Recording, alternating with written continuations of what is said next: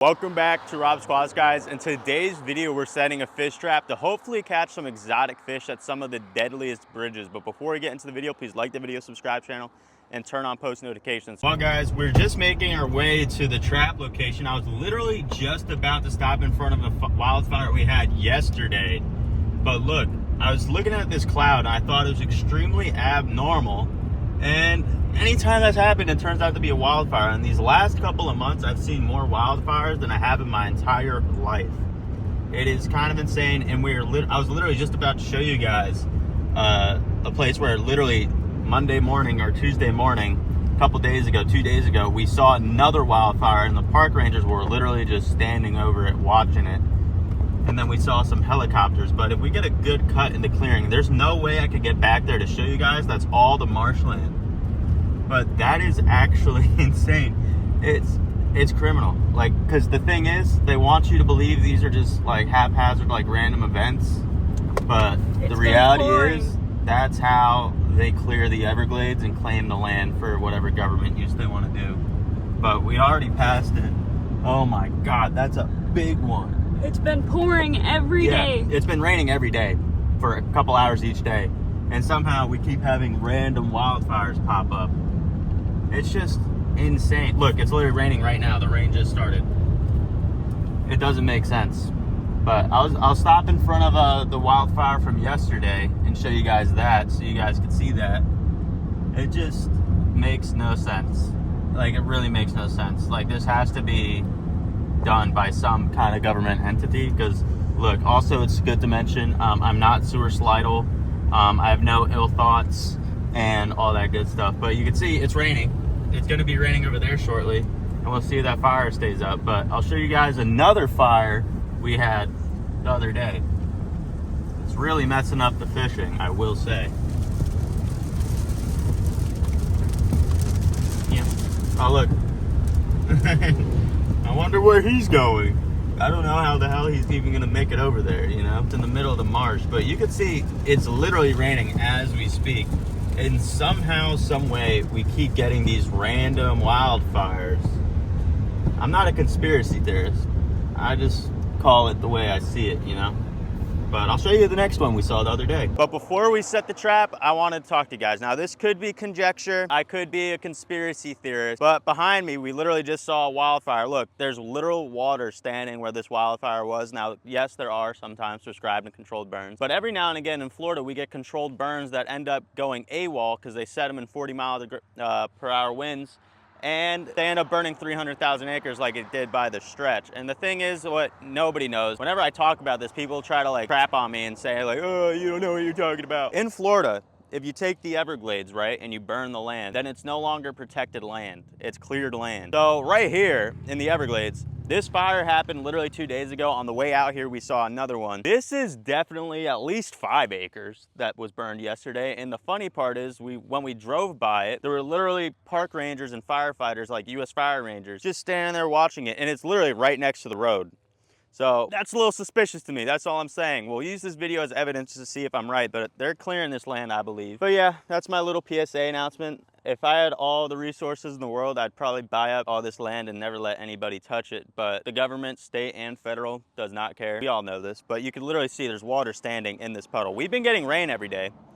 We've been getting rain every day. Every couple of hours we've been getting rain. It rained at 3 in the morning today and we just passed another little drizzle. So for all this to be happening, all these fires, I think is suspicious to say the least, but we're gonna get a fish trap baited up and I'm gonna bring you to one of the deadliest bridges in the state, not only because of the wildfires and wildlife, but because it's right on a road with a speed limit that's 70 miles an hour. So we're gonna head over there and I'll see you guys there. So right now, guys, we're at some of the deadliest bridges in the US. You can see probably a 10 to 12 foot alligator sitting right there.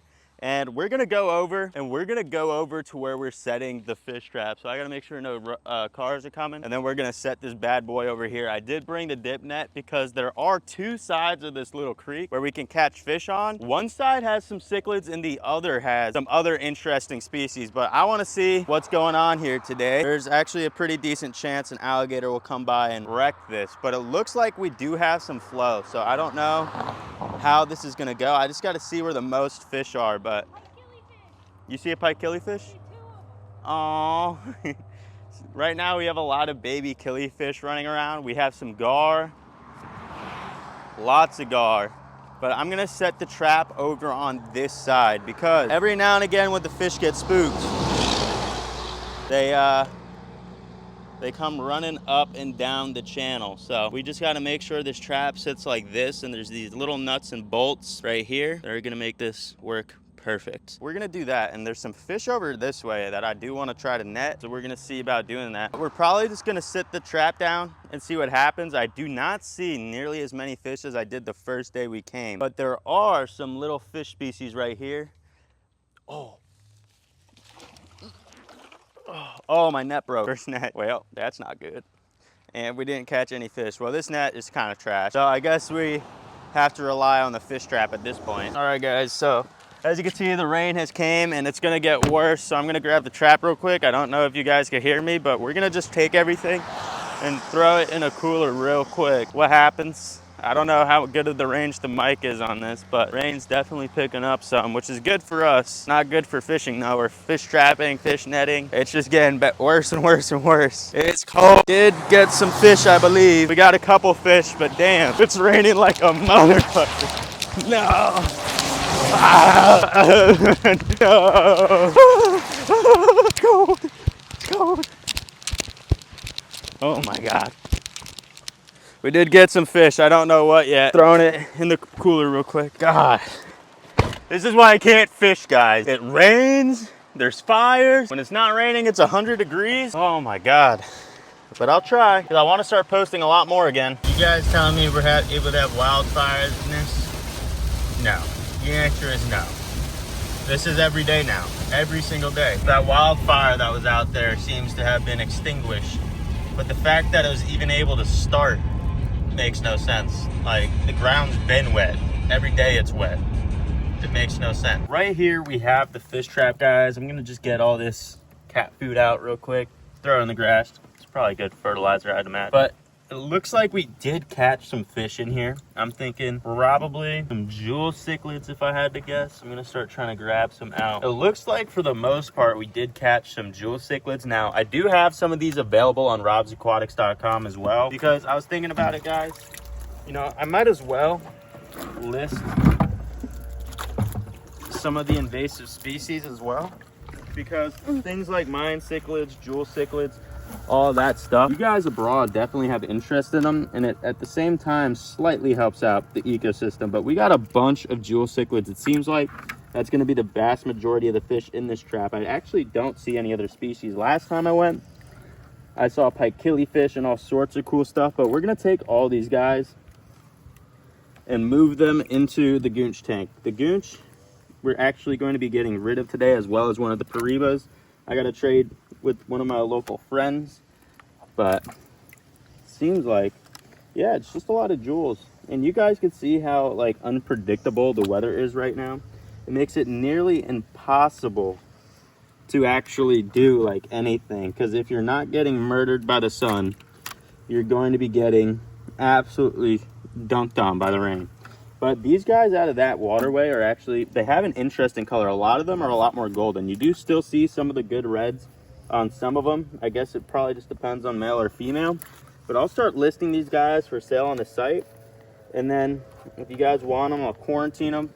And we'll also just trap them. So you don't got to worry about any damage, no hooks involved, nothing like that. But so far in the trap, this is all we got. Just a bunch of Jewel Cichlids flopping around everywhere. I'm gonna dump the rest of this cat food out. A couple more. Oh, wow. Yeah, there are a couple more. Looks like these guys are some smaller guys, probably little males with a little bit more red on them. When they start breeding, their breeding color is like a bright, vibrant red. It's super nice, but we're gonna get these guys into a tank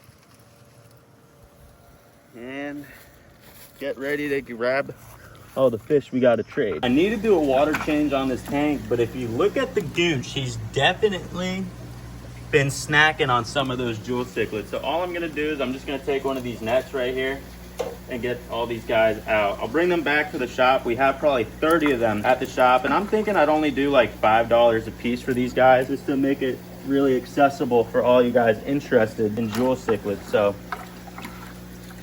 We're gonna just round them all up. They're notoriously good at jumping, so you gotta keep that in mind too. If you do choose to get them, make sure you have a lid, because if you don't, you'll find them on the floor, like without a doubt. But we're just gonna take the rest of these guys, get them in here. And what I'm thinking about doing is, I gotta grab out the goonch and pariba shortly to actually bring them to a friend. He's buying the pariba, but the goonch is the last thing as part of the trade for all those reptiles we got. But I also brought one of my 40 gallons from the storage unit, because I'm planning on breaking down 4 of these tanks. We're gonna keep the tanks with the cichlids up. So we're gonna keep 4 of the 10s up, break down 4 of them, and bring this 40 gallon up onto that top rack just to have it. I like 40s way better than anything else. So yeah, we'll do that in a second. Right now, we gotta bring one of these little paribas out. They look hungry already. These guys eat like crazy. And so guys, that leads us with the progress I made in today. So we're doing the water changes and cleaning these tanks. Shrimp, fry. And then that leaves this tank right here. I just grabbed it from the storage unit. I'm gonna water test it, but there's a chance this might actually end up becoming a Snocasso X Sequest Onyx clownfish hatchery. It just depends on what ends up happening. If that's the case, then I might end up just draining this down, running a bunch of sponges on it, all that good stuff. I ordered 3 220 gallon sponge filters. We're gonna be putting 2 on the 300 and 1 on the 120 gallon. It's kind of dirty and musty, but that's part of the reason why I'm upgrading some of the tanks in the house. But for the most part, all the fish are doing good. The Orinoco is my little tank boss in here. The sturgeon's growing great. Arowana's growing great. Overall, it meshes really well. But yeah, I'd say that is it for today's video. Please like the video, subscribe to the channel, and turn on post notifications. Part of the reason why I'm setting up another 40, we don't end up using it for a clownfish breeding project, is just so I have an extra tank available for when I import fish and bring fish back to the fish room. It could serve as a quarantine or another little mini grow out. Because the paribas down here, guys, I don't know if you remember how they were looking last time. There's one in this left corner. But they are growing crazy right now. Super good. I'm gonna grow them out to like 6 inches in this 40 gallon, and then we'll move them into the 300 and continue growing them out. But we're just topping off these tanks. I hope you guys enjoyed the video. Please like the video, subscribe to the channel, and turn on post notifications if you did. I'll catch you guys in the next one. Deuces.